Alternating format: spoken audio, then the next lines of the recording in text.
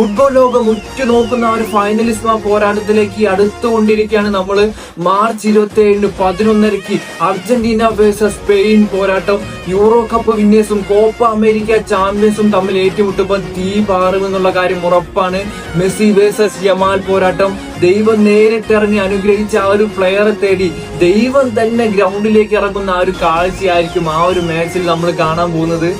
ഖത്തറിലെ Lusail stadium world cup final നടന്ന അതേ സ്റ്റേഡിയത്തിൽ വെച്ചായിരുന്നു ഈ ഒരു മത്സരം ഷെഡ്യൂൾ ചെയ്തത്. പക്ഷെ നിർഭാഗ്യവശാൽ ആ ഒരു യുദ്ധത്തിന്റെ സാഹചര്യങ്ങൾ കണക്കിലെടുത്തുകൊണ്ട് ഖത്തറിൽ നിന്ന് മാറ്റി അത് വെംബ്ലിയിലോ അല്ലെങ്കിൽ മിലാനിലോ റോമിലോ അല്ലെങ്കിൽ മാഡ്രിഡിലെ സാന്റിയാഗോ ബെർണബിയിലേക്കൊക്കെ മാറ്റാനുള്ള ഒരു സാധ്യത മുന്നിൽ കാണുന്നുണ്ട്. World cup champions, Copa America champions സാക്ഷാൽ ലയണൽ മെസ്സി നയിക്കുന്ന ആ ഒരു അർജന്റീനിയൻ ടീം ആൻഡ് അപ്പുറത്തെ സൈഡിൽ യമാലും പെഡ്രിയും ഒക്കെ നയിക്കുന്ന ആ ഒരു സ്പെയിനിന്റെ യുവ താരനിരയും ഏറ്റുമുട്ടുമ്പോൾ ആ ഒരു മത്സരത്തിന്റെ ആവേശം വാനോളം ഉയരാനാണ് സാധ്യത.